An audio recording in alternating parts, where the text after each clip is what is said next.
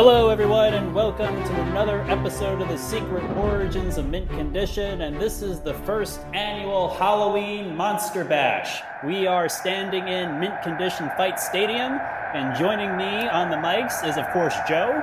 Hey, Fright fans. And Chris. Hey, y'all. And special guest in the Mint Condition Secret Origins world, our own king of Halloween, Patrick Louie, is back with us. Hello. And of course, for this bout that we're about to have tonight in this episode, we have a very special guest, our guest judge, the person who is known in our Mint Condition community as our resident pop culture professor. I'd like to welcome Jack Adrien to the mics. Let's get ready to rumble! So fight fans, if you don't know what we're doing tonight, this is actually an idea that Patrick came up with. We are going to be doing a monster fight. Now, Patrick, if you can just give the audience a little background as to what your thoughts were for this episode today. So there's a card game I played with some of my other friends called Super Fight, where you would draw randomly generated superheroes or monsters or whatever characters, and then you would argue with your opponent as to whether or not your character would beat your opponent's character, and then I think you had like about 5 minutes to argue your points, and then at the end, the other people who are listening in on the argument get to choose on who they think won, and then that monster moves on to fight the next monster. Very good, Patrick. I thought it was an excellent premise, considering last year we did our favorite Halloween movies and TV shows, and to be perfectly honest, as a host, I wasn't sure what to do this year, but luckily Patrick had a fantastic idea, so we're going to go with that this year. Patrick swooping in to save the day. Yeah. I do my best. Yeah. So normally, as Patrick said, we would be drawing random cards and stuff, but we are each coming in with our own contenders. We do not know who we're going to be facing off with. That's also why Jack is here. Jack is going to be the final judge for the listening audience, since otherwise it would be a split decision in some cases, maybe. Now, I want to say about Mint Condition Fight Arena. This arena was originally constructed for the eventual battle between Batman and Superman, which we have not done yet. So it is able to withstand the power of the monsters we are about to introduce as our contenders. Joe, why don't you start us off? Who is your contender you're putting up tonight for this monster fight? Oh, the Vlad the Impaler, Dracula. I'm going with Dracula. Now, I think Jack and Patrick, maybe you could help, because we talked about a little bit of this off air with Patrick and I. Do we have to restrain Dracula to one franchise, or do you think it's fair for Dracula to be used in all his incarnations throughout pop culture? That's a tough question to answer, though, because there's so many different versions of Dracula, or who, and each one kind of has, not each one, but like some of them have like specific strengths that other versions of Dracula don't have. So I mean, I guess up to the fighter to choose, to make that decision. Like, are you going to stick to a specific version of that character? So, Joe, in your mind, was it Dracula as a specific embodiment in your mind, or Dracula as the character in pop culture? The zeitgeist character in pop culture, the character from the Universal Monster movies and the book. Okay. So that's what I drew upon. Don't think I drew upon anything from the classic Marvel comic Tomb of Dracula. But and what about the Gary Oldman Dracula? Stoker's? No, yes. No. So I was thinking most basically the Universal Monster, canon. Okay, that's cool. All right, so we have our fighter from Transylvania, Count Dracula. Next fighter up, Chris. Who is your chosen contender for tonight's bout? Yeah, so this was a little bit broad, so we're going to leave it up to our judges to decide sort of what limitations there are. But I will be going with the with aliens, and from Alien and from Aliens, and that's why it's sort of like a question of like, okay, we've seen their entire life cycle throughout the movies. Is it just the Xenomorph like adult form? Does this expand through like its entire life cycle? So that'll be my question, because it really depends on just how limited or how expansive they can be. Well, I will throw this to Chris. That's an excellent question. Patrick asked me about that too when he saw the list of fighters. Audience, we all got to see our contenders ahead of time just to give you transparency before the monsters enter the ring and they start being judged.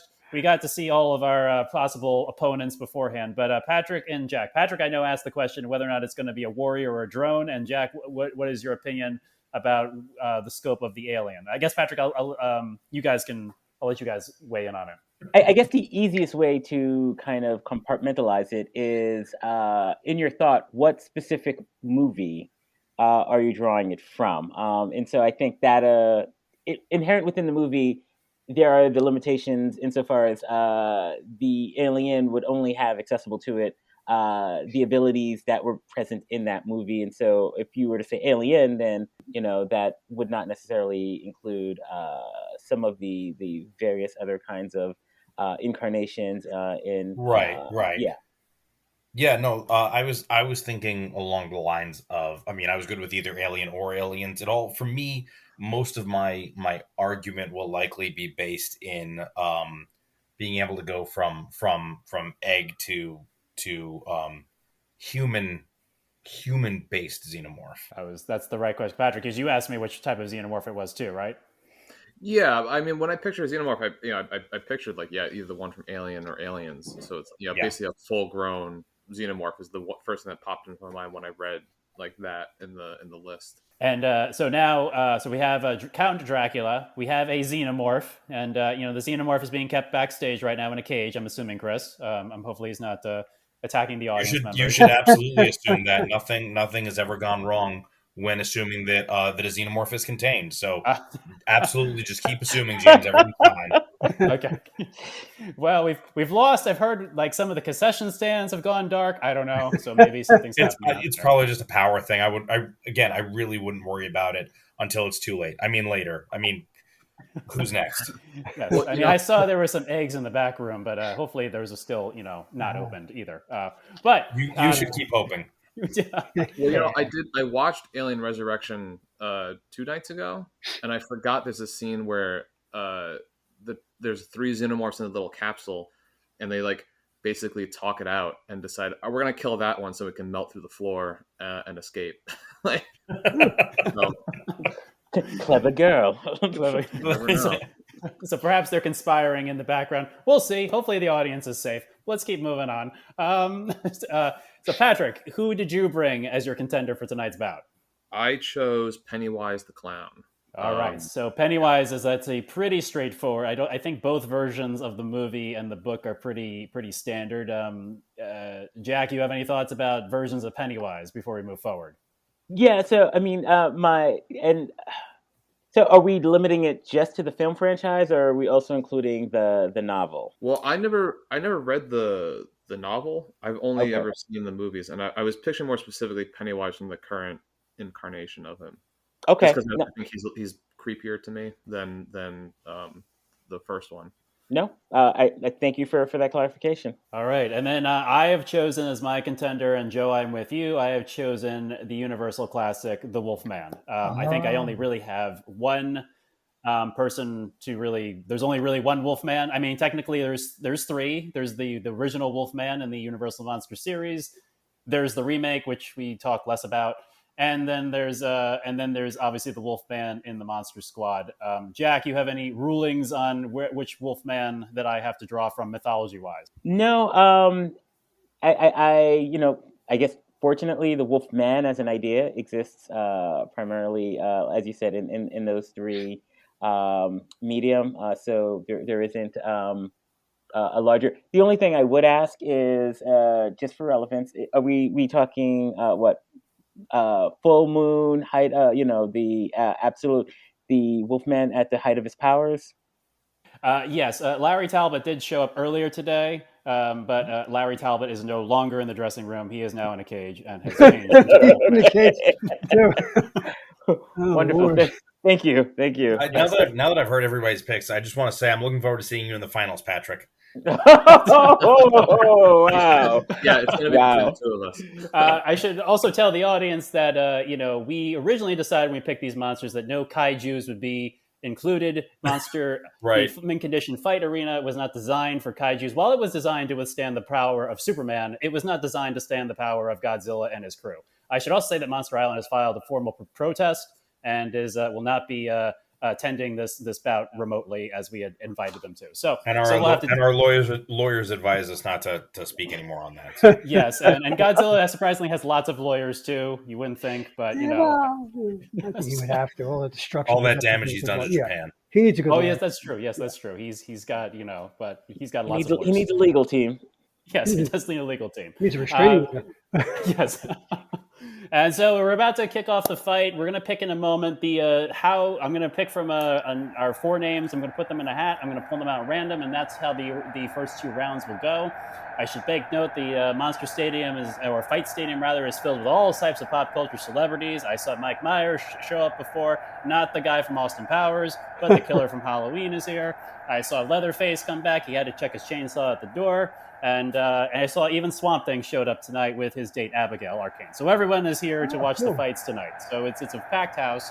I am going to now shuffle the names of the 4 names of us in here, and we're going to pick in random order. So the first name up is Chris. I have your name. Okay. And you will be going off. The Xenomorph will be facing. Oh, the Xenomorph is going up against Pennywise. Patrick, Whoa! It's rigged. It's a rigged set. You just didn't want us to both be in the finals. That's nonsense. Listen, I picked these. I picked these at random.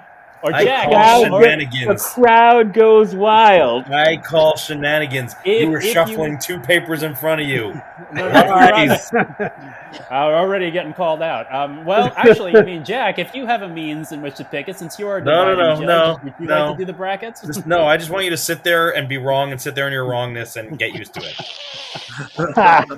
Already getting heated. All right, so it's the Xenomorph versus Pennywise, and it's Dracula versus the Wolfman. I guess we could, Patrick, I guess since you are the person who's done this the most, and we could kind of learn from you, I guess you and Chris perhaps should go first, just so we can kind of see how it's done. And obviously you and Chris can kind of, we could use, and the audience can learn as we go along. So Patrick and Chris, you're first up. So coming to the ring now, audience, is they're bringing in the cage. They've lowered it into the ring, and they are opening it up. And surprisingly, the Xenomorph is still in there. And I would argue, as part of what the Xenomorph is capable of, he's not in there. He's in the arena. It's in the arena, but it's not in the cage. Oh, okay. Well, we will go with that. I like that better. We have to nuke the arena. It's the only way to be sure. That's right.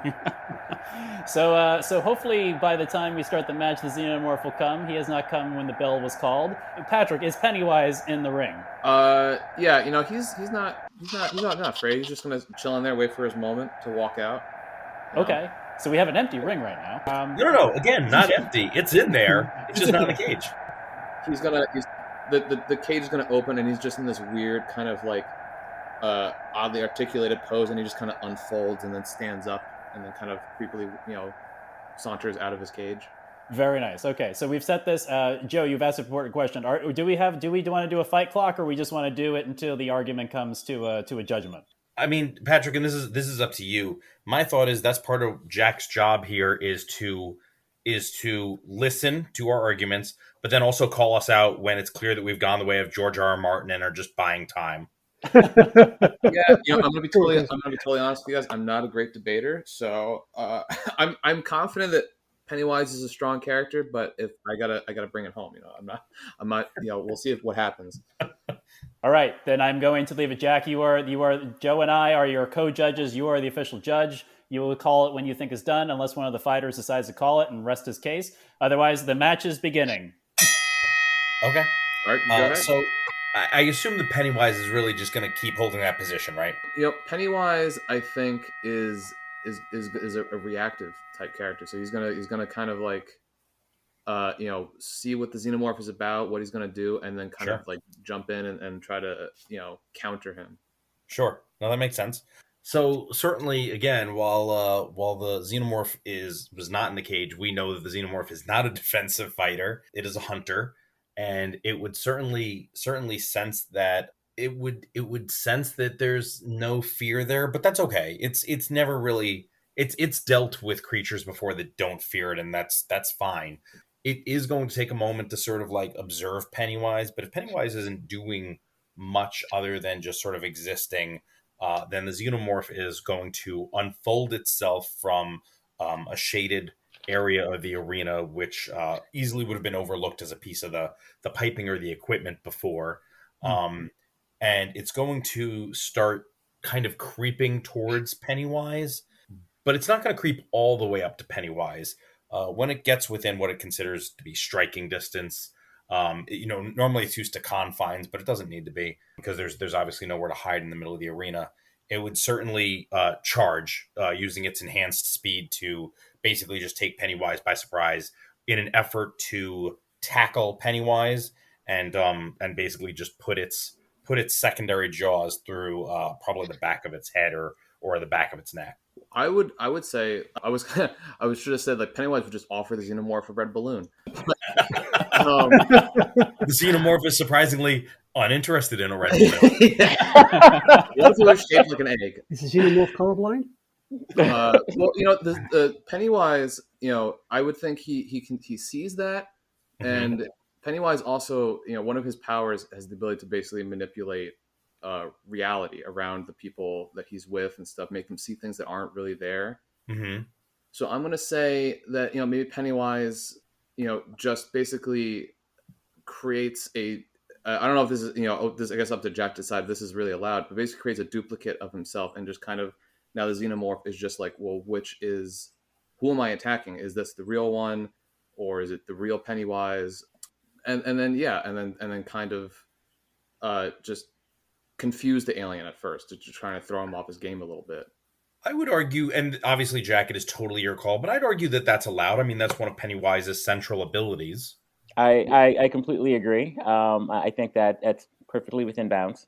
Yeah, I will say that as a very, very reactive combatant and as something that benefits from moving quickly and acting decisively, that if it attempted to tackle Pennywise, and this might be, a bit of a coin flip, and I'll leave that judgment to Jack unless there's sort of like an interrupting action that you've got, Patrick. That certainly while attempting to take down one Pennywise with jaws and claws, it would also, as it has shown in the past, in past instances while dealing with multiple targets, lash out with its spined tail in an attempt to disable the other Pennywise that it perceives. I'm assuming that it's not just the illusion is not just visual. Is that correct? Like it would probably create a smell too, since the alien absolutely works based on heat and smell. Well, I would imagine that. I mean, if Pennywise has the ability to manipulate reality, that he could also change. And I can't really, officially confirm this, but I would imagine that he'd be able to change, temperature and smell and things like that. Like, no, that makes sense to me. I mean, that would be part of things the around illusion. him. So, I mean, I would even count the aliens. We only really see it in, I guess, Resurrection. I can't recall if you see it in Alien or Aliens, but like they hate the freaking cold. It seems to be a way to or steam. I would say maybe he just drops the temperature in the ring as they're fighting. Also, as to maybe attempts to slow the Xenomorph down. I think that's something we see later, but you know the movie better than I do, and Jack probably does too. So, so if we can back up, and so what I wanted to know, Patrick, is how far was the duplicate? How far is the original and the duplicate from each other? Just to get a sense. Yeah, I guess if say like the Xenomorph is lunging towards, say, I'm going to say, hopefully in my mind, lunging for the duplicate. If it's running, I don't feel like the Xenomorph is smart enough necessarily to kind of like prep itself to have to stop on a dime, So I'd agree with that. If Pennywise is realizing that it's going for the duplicate, it might have a chance to just kind of step away, so that it's maybe out of range of like a secondary attack. And I would also say that to kind of confuse the Xenomorph, I don't want to say it's going to transform into a full-size queen because that would put it way out of the size range. But while its back is turned, maybe it warps his head into the head of the queen just to kind of like scare the Xenomorph into some kind of submission because it doesn't want to attack its queen. Like it'll confuse it long enough where it can attack and like chomp down on the Xenomorph and like bite his arm or disable part of his body. I mean, I think that seems like a pretty good strategy. It's certainly we see in we don't see it till Alien 3. We don't see it till Alien 3, but it's certainly obviously later on it spares Ripley because she's carrying a queen. Spoiler alert for anybody who doesn't know. But yeah, definitely.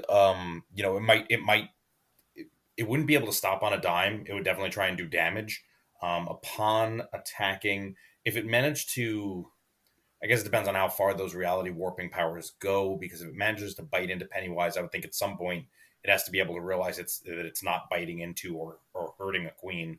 If it doesn't, though, upon Pennywise chomping, he's definitely going to get sprayed with quite a lot of acid blood. That is true. I gotta fucking think now. All right. Well, okay, fine. Well, here's the thing, though. If Pennywise morphs into another being, does it also retain that being's powers if it transforms into that thing? I don't know enough about Pennywise to say. That's something I'm not sure about, because I was going to say, if the queen only slows him down for a second, he transforms himself into another xenomorph and then attacks him with the same abilities. Although I guess he wouldn't have acid blood at that point, though. I wouldn't think so. And even then, I don't know that I think the xenomorph would stop from attacking a queen for as long as it was convinced Pennywise was a queen.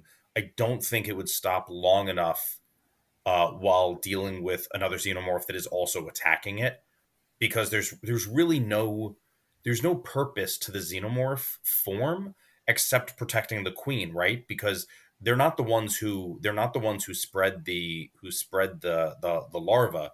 They're not the ones that do that. They might tie up or web up victims that are then infected by the face huggers, but they're not face huggers themselves, so they don't really serve any purpose except death, destruction, and protection of the queen. So I don't think it would necessarily have a problem in killing another xenomorph if it felt it was being attacked. Well, no, not to slow it down, but basically, it would also gain that ability to have that long range attack with his tail and stuff like that. Got it. So, if his goal is to kind of because I mean, the point of the xenomorph's tail is very spiked and spindly. So even if he transforms into a xenomorph and then whips his tail at his opponent, it could just knock him aside and stuff like that, or potentially lop off a part of its body, and he'll be far enough away that it won't burn him. But if he's also a xenomorph himself now, then it won't have as much of an effect potentially as it would be if he was in his usual clown form or whatever, less protected form against that kind of acid blood. Well, I mean, if that's a thing that happens, at that point, it feels like a kind of a dogfight to the death between two xenomorphs, and I guess it just depends on how long Pennywise can hold up underneath that kind of assault, because as we know, they'll use tails for ranged attacks, but their preferred method of attack is the head bite, right? They prefer to grasp their prey, and with that secondary set of jaws, go for a head bite. And if for any reason some of that is proving difficult, the xenomorph will absolutely drag its prey around the arena, dragging it behind, trying to keep it disoriented, off balance. And if it can get anywhere that is sort of constricted, then it obviously that works to its advantage as well. What I wouldn't say though, because typically in the movies, when you see the xenomorph shoot out this little extra appendage out of its mouth, it rarely ever just opens and then immediately shoots out. It's always like that cinematic thing where the mouth, the lip curls and the mouth opens and the thing slowly creeps out before it makes that final fast strike. Sure. I would think even in that moment, Pennywise, knowing that it's either he tries to stop this and take some damage or just let it happen. I think he's just gonna that Pennywise's mouth is gonna unhinge and open up, and you're gonna see all those sharp teeth come out, and just gonna chomp down on it instead of waiting for it to strike, and just take that thing out and just out of the equation immediately. Sure, and he can definitely do that. He is going to get a mouthful of acid blood. He's seen some shit, man. I think I think he's gonna. I think Pennywise would rather deal with the pain than let the thing, the extra mouth shoot through his head and kill him on the spot. That's fair. I think at that point, certainly being wounded, basically left without what I would argue is sort of its primary kill weapon. All it can do is try and use, if it's able to fight through the pain using its enhanced strength, try and use its regular mouth to bite. If it can't fight through the pain, then just keep slashing at the thing that's hurting it. Because at the end of the day, we know that, and we know this from Aliens, right? We know that at the end of the day, they're animals. They're very beast-like. They're very cunning, but it's not an intelligence thing.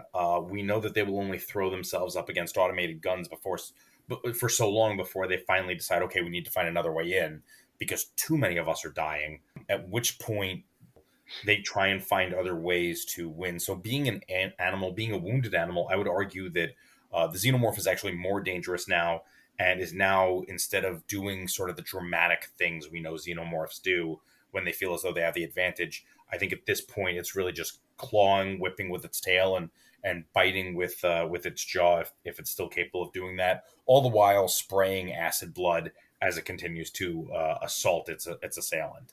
I would say at that point then it's kind of like almost like a Freddy Krueger type move, but it would maybe you start to see his arms start to elongate in a creepy way, but also see like extra arms kind of just burst out of his side, and maybe he just tries to grapple and hold the Xenomorph down and starts to kind of like try to pull him apart if he can. I don't know if maybe Pennywise is strong enough to do something like that, and maybe take him out that way. I don't know if the Xenomorphs are also like, I'm arguing for you now. I was gonna be like,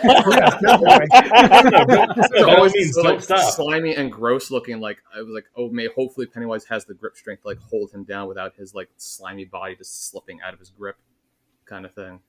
Yeah, I don't know that he would, and I think that for me personally, that really, this right here, this is the deciding moment, because I think at this point, either the Xenomorph will be, if Pennywise is strong enough and able to maintain a grip, then at that point you're just pulling apart the Xenomorph, and I can't imagine there's anything left to do.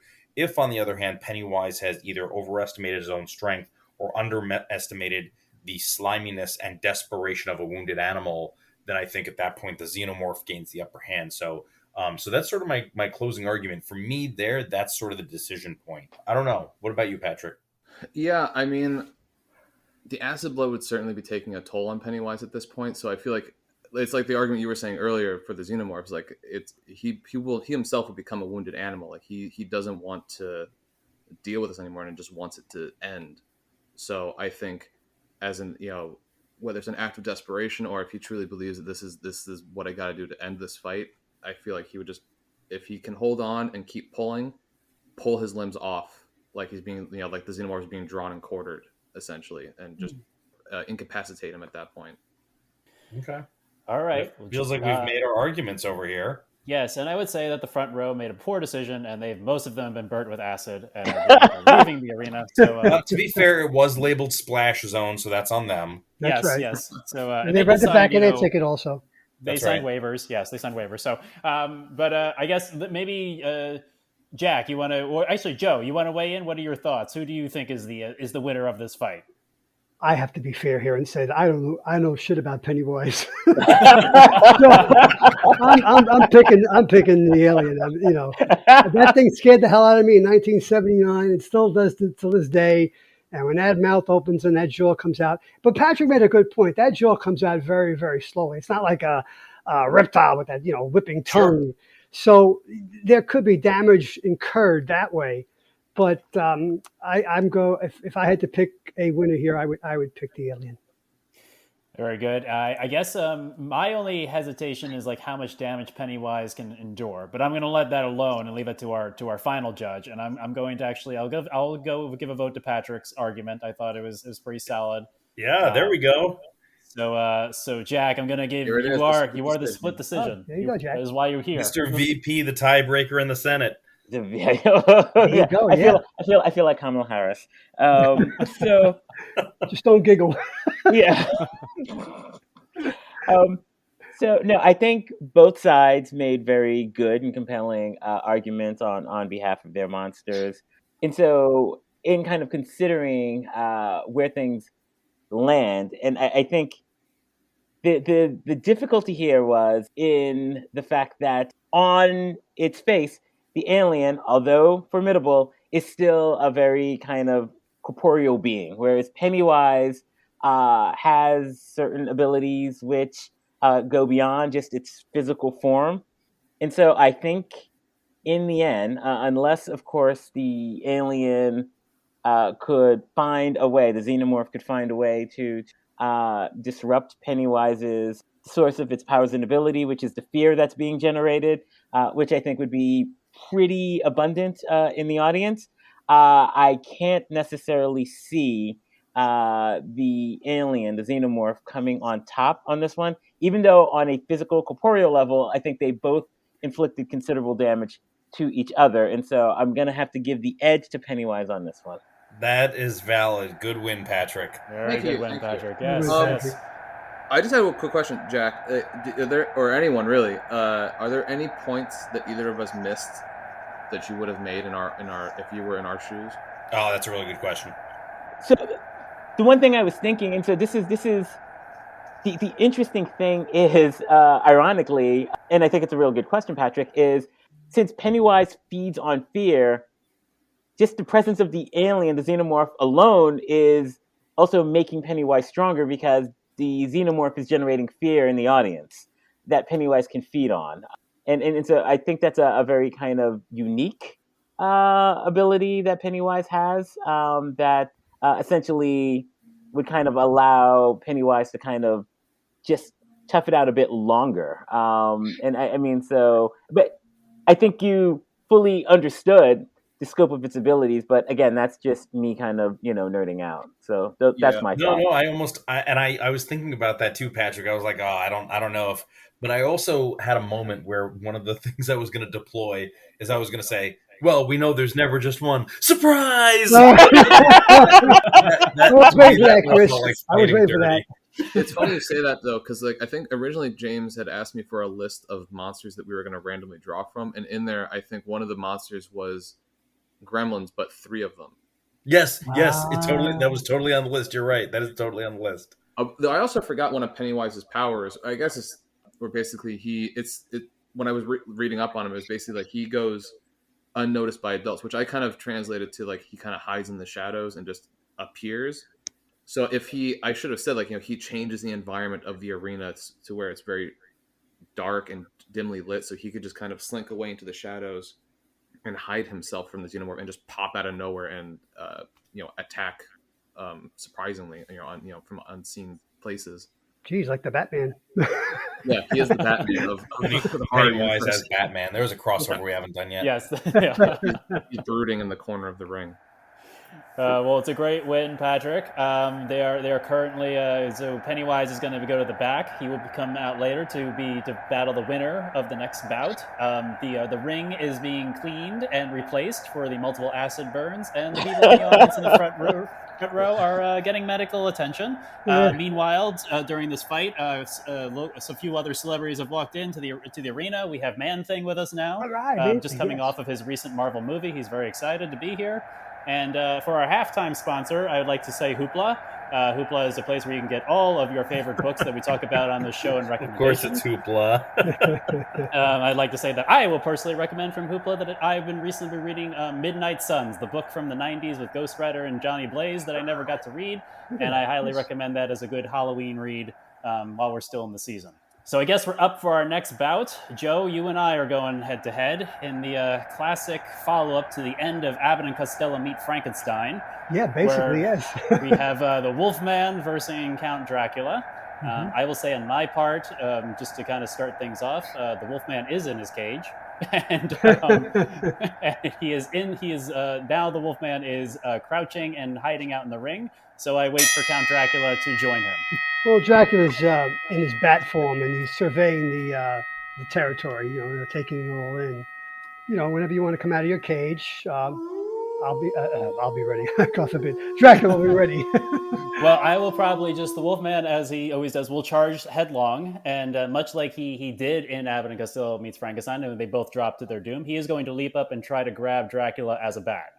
Okay, well, I'm gonna flit around as fast as I can. I'm gonna rope a dope with the Wolfman and try to tire him out if I can. But since I can change, I might try to get in close enough, and if I can, then it's bat to wolf, and I go for your throat. Now, I guess if you bite the Wolfman's throat, I guess at that range, though, I could also. Are you in bat? Is Dracula in bat form or No, in no, human? he's gonna drop down and then turn into a wolf and make a charge for your throat. Oh, so it's going to be two wolves fighting each other, wolf Yeah, against wolf why, at this sure, point. why the hell not? Well, I guess the Wolfman is bigger than a. I mean, I know it's Dracula as a wolf, but the Wolfman is bigger than a wolf, so I guess he would probably push Dracula away and then start like clawing or biting him, whatever he could grab. In Okay, wolf that's form. true. Yeah, I could see that happening. So then I'm just going to, a Dracula can turn into a fog or a mist. So at that point, become incorporeal and become a mist and confuse the Wolfman, by literally disappearing. And I don't think you leave a scent when you're in mist form. I don't know about, maybe I don't know how that works. But mist can also be, according to the book, Dracula can also transport himself as elemental dust in the moonlight, and could move around in that sense too. Again, I'm gonna try to tire you out if that's possible. I know you have superhuman endurance and strength as the Wolfman, but so does Dracula. If I'm going to need to use those powers, but I'm going to try my more esoteric powers first before I. Are you fog right now, or are you just? I am fog. Yes. Fog. So the Wolfman is I mean, when the Wolfman doesn't have a prey to stalk or he gets worn out, he basically just like sort of goes into like a more dormant type of state, as we've seen like in the original Wolfman when he like got his foot trapped in that bear trap and he was like writhing around in pain for a while. He eventually just quieted himself down. So Wolfman will probably quiet down until he sees the reemergence or picks up a scent of Dracula. Well, in that case, I'm gonna maintain the mist and fog form, or the elemental dust, as it were, and travel on the moonlight, and then I'll try to get as close to you as I can. And at that point, once again, lunge for your neck. This time is full Dracula, employing, Dracula has superhuman strength, as does the Wolfman, and try to get you in the neck again. I guess Wolfman would once again resist. He'd probably grab Dracula and wrestle with him and probably go for Dracula's throat. He would also try to slash and claw at Dracula as well. Right, and I would keep resisting also with my superhuman strength, or Dracula's superhuman strength. And if that doesn't work, break off the attack, and change back into a wolf or a large dog, as is wont, and circle away and come back again at some point and try to take you down.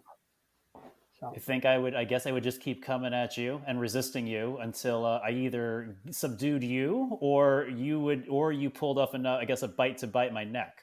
I don't know how long that would take you to do in our match, but I guess I would keep going. I know the Wolfman would not stop, especially when he has his prey. Okay, well, at this point, maybe it's time to employ another of Dracula's abilities, which he used on poor Wilbur in Abbott and Costello and meets Frankenstein. That's his hypnotic powers, and try to enter your mind and basically sedate you. Do you think Dracula's powers would work? Jack, do you think that Dracula's powers would work hypnotizing a wolf? If hypnotizes the Wolfman? So it's funny you should say that, because I was actually thinking as Joe was going through the list of powers, and Joe, you have a very good recollection and understanding of all of the powers that Dracula has. I think he would try. I don't think he would be successful. Because my recollection is his powers of persuasion are, as it appears in the book, it typically has been used on women. We can delve into that, the notions of the patriarchy. But also it seems to also work on people who are weak-willed. Yeah, Luke And Costello. well, exactly. And so I don't necessarily know with the ferocity and the savagery of the Wolfman if it would be effective. I think you might like stall him for a moment, but I think the Wolfman is very similar to the Xenomorph we just saw, and he's going to keep coming until he is put down some way. So I think you could probably stall him for a moment with the stare, but I think the Wolfman would break out of it and then lunge again at Dracula, going for his throat or jumping on him and trying to get him on the mat so he could claw and bite his way into Count Dracula. I think basically what this is going to happen is this is going to turn into that type of match where both are going to employ their superhuman powers and grapple with each other, and it's like who bites first, who's next first, because that's the way a wolf takes down its prey, and basically that's what Dracula does, whether he's doing it surreptitiously, sneaking up on somebody and biting him in the neck to feed, or if he's grappling with an opponent. That's one of the ways he can take them down. So I think at some point, that's how this fight will come to a conclusion. And, well, depending on how many hours the stadium people have, as long as the Wolfman, as long as the Wolfman keeps it going until sunlight, I guess he could probably win. Okay, that's true. He could. Valid point.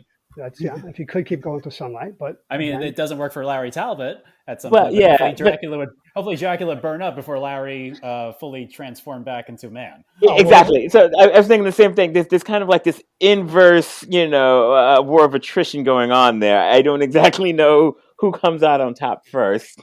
Well, once dawn breaks, they're both up Schitt's Creek, so to speak. Which actually, I think, I was thinking about that too, Jack. It's one of the things I was considering. It's actually informed how I've decided to vote. No, I was gonna say, I think the advantage in the daylight hours goes to the Wolfman only because Dracula is completely harmless, and I do revert back to Lawrence Talbot, who, once again, invoking the great Abbott and Costello meets Frankenstein, was very against Dracula succeeding and has a grudge with him anyway, so he would still continue his attack even in human form. I would concede that, but I think Dracula is going to take you out well before the moon goes down. I think he's just has more powers and more ways to defeat an opponent, even a superhuman feral opponent like the Wolfman. All right, I guess we got to go over to the judges. Go to the judges. The judges panel, you go.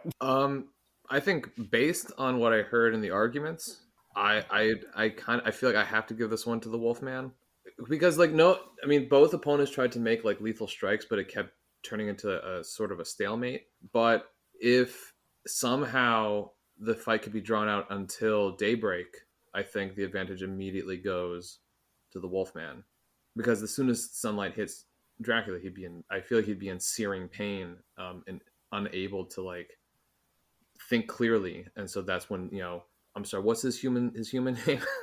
Oh, Lawrence Talbot. Yeah, I feel like Larry Talbot. Larry would basically have, be able to make his kill strike at that point. That's how I see it, at least. But that's just based only on what I've heard in the argument, though. No, that's valid. That's valid.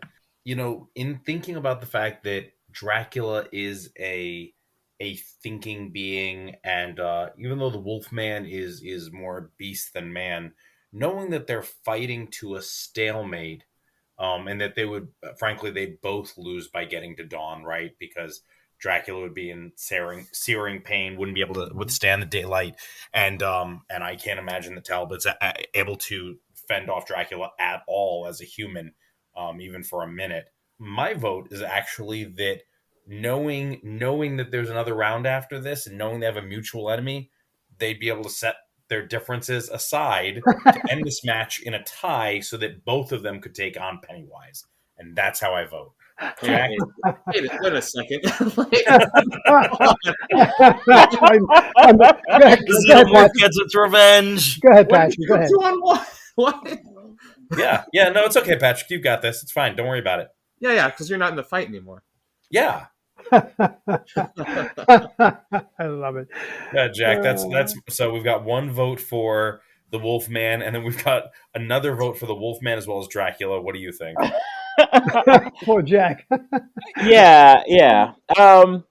Okay, so in considering how both parties laid out their argument, So the Wolfman has one advantage over Dracula that with the break of dawn isn't necessarily as apparent. So it's not even solely accepting the fight as was laid out.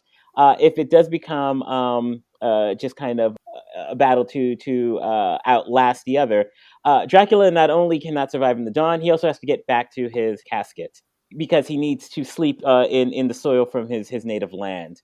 And so it's not even just the rise of the sun; it's he also needs to get back to his home. And so essentially, it's he can't even technically wait till the sun rises. He has to kind of wrap things up beforehand. And my thought then in turn is his desperation to get back to his castle, to get back into his casket, would make him vulnerable, particularly with the impending sunrise.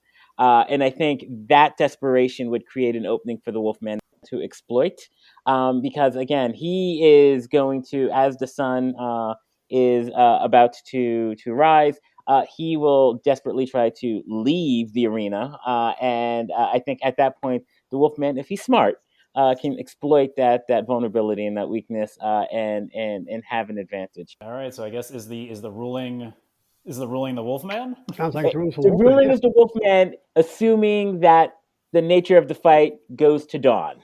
Yes. Fixed. Excuse me. I have one. Sorry, I should have muted myself. I apologize. I'll mute myself next time I use cough. Sorry. I say it's bogus, but what the hell?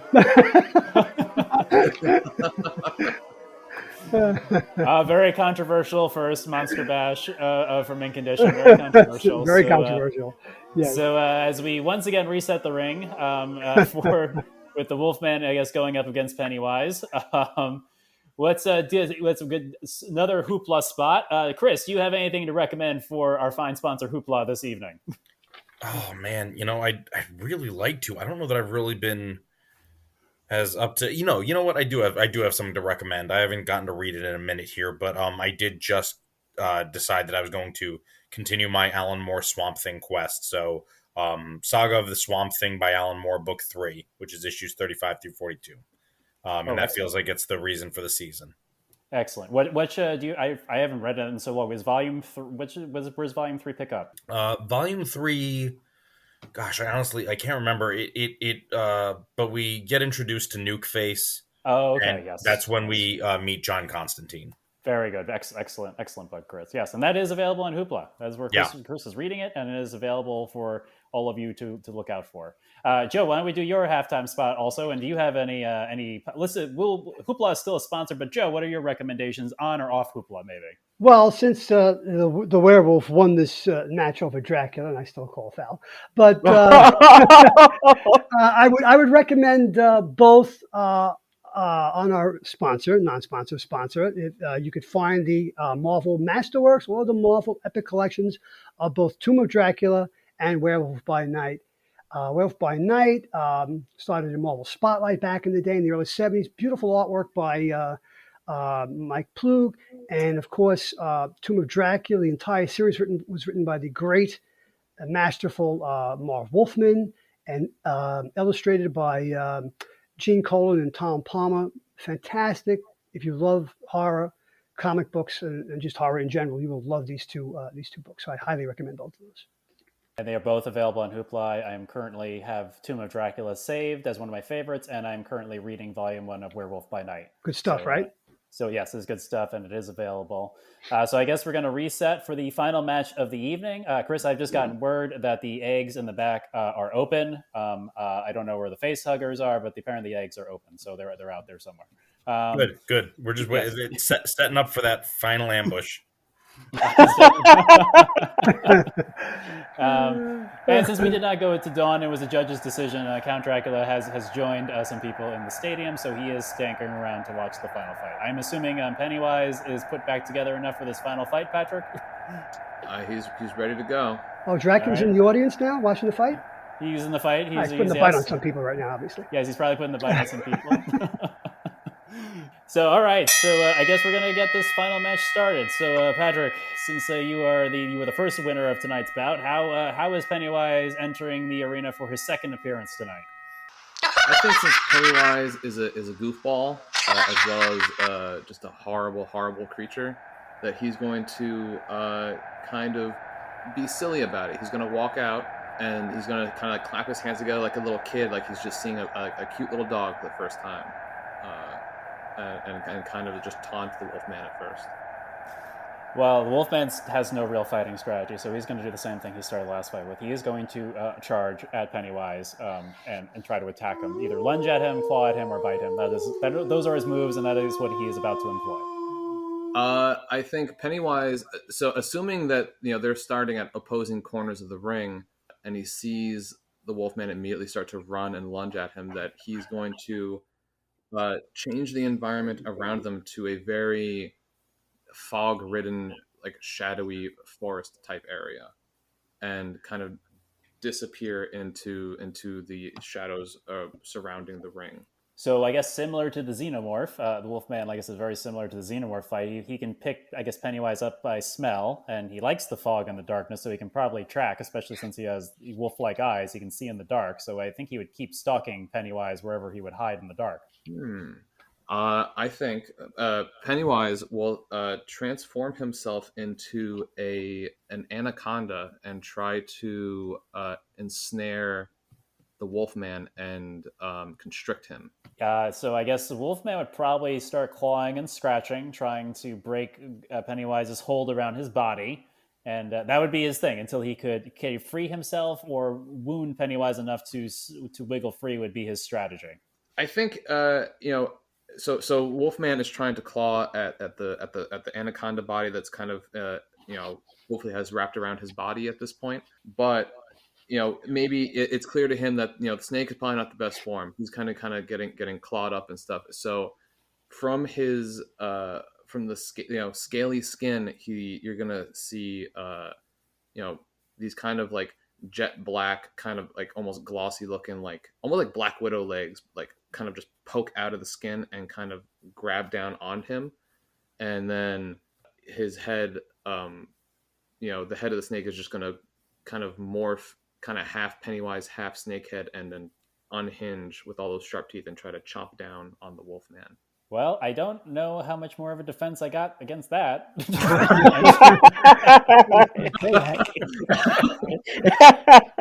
My only defense against it is that Wolfman would probably lose the fight, but I don't know if he'd be dead, because by lore of the movies, he has to be killed by silver only.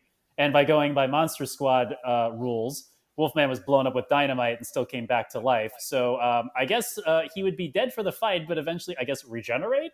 But I'm going to give it over to the judges at this point, because I don't know. The Wolfman has lost this fight, but I don't know if he's dead.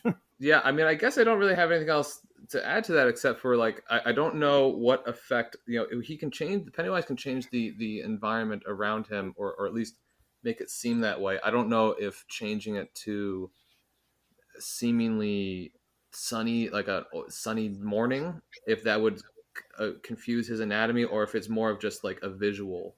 I guess, but we kind of talked about that with the fight with the Xenomorph, that temperature could change. So I don't know, what degree his power, what kind of degree of control he has with his powers over like the physical nature of the environment kind of being changed around his opponent.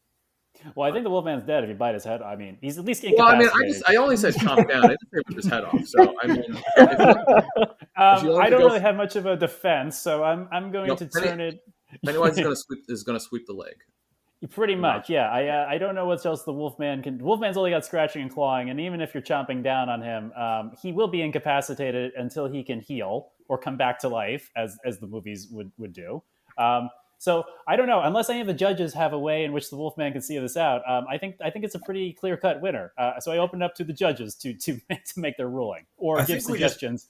I think we also really just, the rest of us monsters really need to take solace in the knowledge that it only took a couple of children to defeat Pennywise, whereas the rest of us needed like grown-ass adults. But that's all I got. Yeah. I mean, otherwise it is pretty convincing wins by Pennywise there. Look, it must really suck to just be a warrior to your mother, because she could just easily replace you with another egg, another face hugger. I know my job.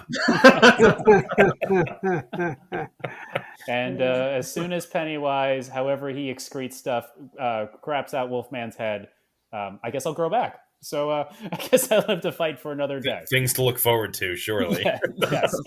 And Count Dracula is still in the stands, flirting and trying to bite many women. So I guess he had a good night too. I would also like to point out that the ref is over here saying sour grapes. Yeah, He texted yeah. us. So for anybody who thinks he's totally impartial or not talking smack, I just want you to know you're wrong. Just as a matter of clarification, okay, on everybody's favorite source of information, Wikipedia. Dracula requires Transylvanian soil to be nearby to him in a foreign land, or to be entombed within his coffin within Transylvania in order to successfully rest. Otherwise, he will be unable to recover his strength. So, I again reiterate, if you're waiting till dawn, it's not just enough to get out of the sun. Jack, I also, on your business card, Jack, does it say CYA or no? I'm just curious. If that's how you sell your services, good on you. I just want to know. I relish in the minutia. That is one of the many things we love about you. Yes. I love you came with references for your defense, Jack. You were holding up your professor status and judge status very well. Well, Patrick, I am glad you won. I know there's some controversy in the wins, but you did pick the game, and you did join us for the second year in a row for the Halloween special. So I thank you, and a good win. And I can only say that there will be a part 2 at some point. Hopefully, next Halloween. No, I mean, absolutely. Congratulations, Patrick. I mean, thank you. Even with the Tuck rule, Brady still got a Super Bowl ring, so good on you. Yeah, I mean, he is unfortunately getting a divorce, but that's between him and Giselle. That's part of why I was keeping it in the past. Well, next time we open it up to more skyscraper-sized monsters. Yes. I think that could be a lot of fun. I think Jack is going to switch from his judge role and back into his lawyer role, and he can work out something where maybe next year we have the fight on Monster Island itself, and the kaijus can be part of this monster match. Right. I think Jack can make it just depends on how much money Hoopla is willing to cough up for us, I think. Yes. It'll be the Rumble in the Jungle of Monster Island. Yeah, that's right. Yes. Yeah. So as we, what were you gonna say, Patrick? I was going to say, even next, you even if not outside of the, the Halloween season, even just actually getting a deck of Super Fight and actually playing the actual game itself, I think would definitely randomize things and create some really bizarre, interesting arguments for you guys. But if it fits an episode of the podcast, I think you guys would have a lot of fun with that. That's a good idea. That could be a lot of fun. And I do have one more recommendation.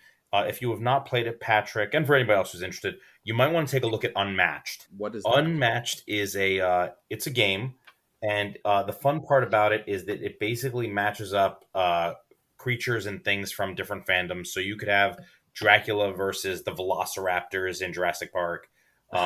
You could have I'm trying to remember who else I think they had Robin Hood versus Little Red Riding Hood. Like they're definitely wonky matchups. So you might want to give matchup or Unmatched rather a look-see. Yeah, I'll definitely check that out. That's a great recommendation, Chris. It's Caitlin actually asked me, is like, why aren't you, because Jason Voorhees is my favorite like horror villain, and she's, why didn't you pick Jason? Right, you'd mentioned that. Yeah, but then I was like, I'm glad I didn't, because when I saw the list, I was like, he would get decimated.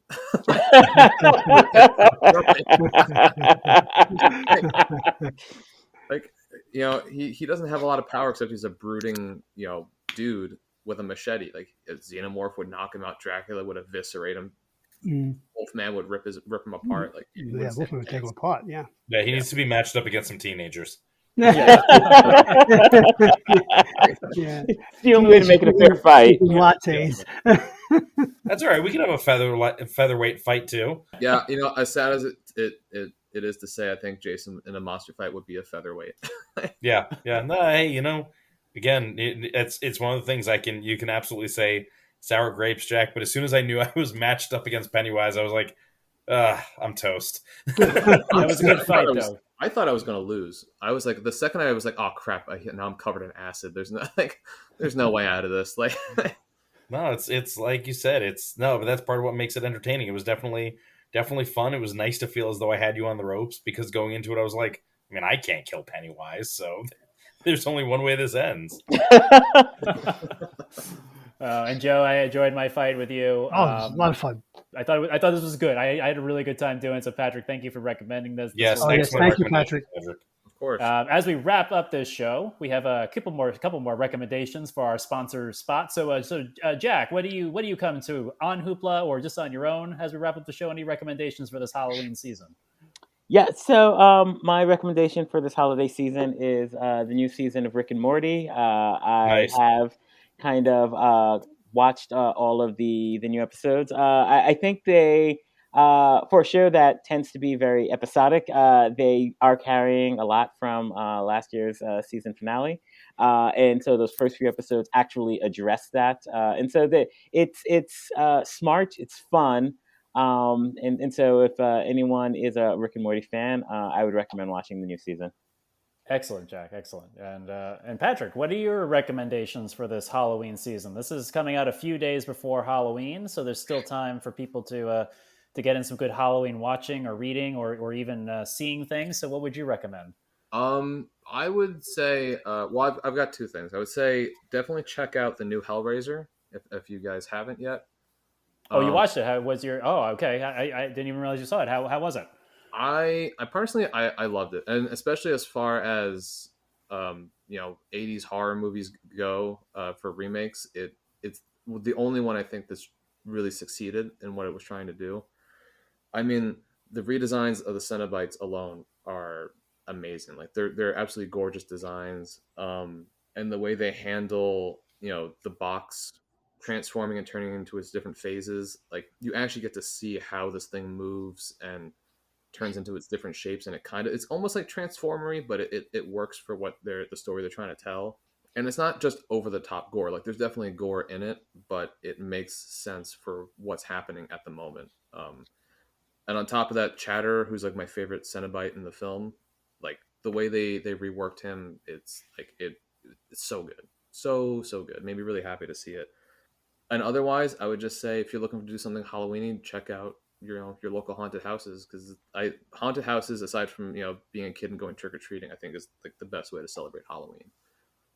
That's a very good suggestion. Great recommendations. The Yankees are headed to a haunted house tomorrow, Houston. Very apropos, Patrick. Very apropos. Really Nice just callback, waiting Joe. to Nice drop that, callback. Joe. Just waiting to drop that. Yep.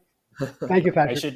I should know we are recording this on October 18th. When you hear this, this will be dropping a week later. So hopefully the Yankees are further along by this time you're listening to this episode, everybody. Let's hope so. Well, thank you everybody for being here. So thank you, Joe. Oh, you're quite welcome. This was a lot of fun. Really enjoyed this. Yeah, this is great. Thank you, Chris. Yeah, I echo that. That was a great idea, Patrick. This was a lot of fun and always a pleasure spending time with Patrick and Jack, and of course my illustrious co-hosts. Patrick, once again, thank you for coming with the game, and thank you for being a part of our second Halloween episode in a row. Of course, it was a pleasure. And next time we do this again, I'll try not to dominate like I did this time. Wow! Whoa! All right, Smack talking starts early. Your ego was bruised. I'm glad that's not the case. Yeah, No. It was a good fight, and yeah, I was definitely concerned in that first round that I was going to lose. I didn't realize Pennywise was like Conor McGregor. Interesting. Didn't picture that. And of course, thank you to our resident professor and tonight's judge, Jack Adrien. Thank you all. I was very happy to be part of this annual tradition. Nobody ever likes to judge, but I just call balls and strikes the way I see them. So, bringing it back to Joe. So thanks a lot, guys. This was a blast. And before I forget, Patrick, just because you do a lot of artwork, you're still working in haunted houses and stuff. What is if people want to take a look at your work and check things out that you've worked on before? What is your Instagram that you would send people to? My Instagram right now is pat_makes_things, but I'm actually in the process of starting a new Instagram page that's strictly just my professional stuff. So at some point that name's going to change, and I'll be trying to divert people to a new page. So when I get that, I'll try to let people know. But right now it's still Pat_makes_things. If you want to see some of the stuff I've made.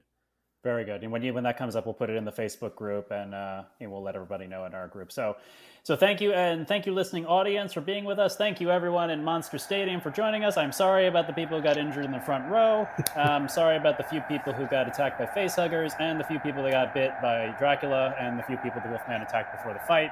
But everyone else, I hope you enjoyed the show. Listening audience who are listening to this and are not in the stadium, good on you. Thank you, because there's a lot of chaos and madness going on. That was the smart move for sure. Yes, smart move to listen and not be here live. Thank you for listening. If you have any thoughts about these fights, whether or not you thought they were fair and fairly judged, or whether or not you have your own opinions or other ideas about who would have won the fight, please leave it in the Facebook group when I post this episode. We, as always, thank you for listening, and happy Halloween.